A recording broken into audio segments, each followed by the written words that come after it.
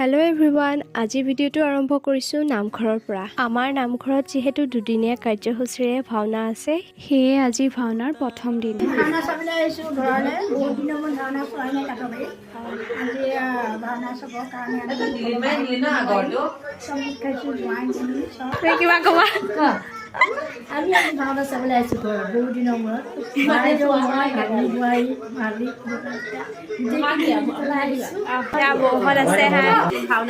এয়া আমাৰ জেঠাই, পেহী, পেহা, বৌহঁত, দাদা, ভাইটিহঁত সকলোখিনি ভাওনা চাবলৈ বুলি আহিছে। আমি সকলোখিনি গৈ পেলাই ভাওনাস্থলীত উপস্থিত হ'লোগৈ। এয়া ভাওনা আৰম্ভই হৈছে। এয়া গায়ন বায়নৰ জোৰা উঠিছে।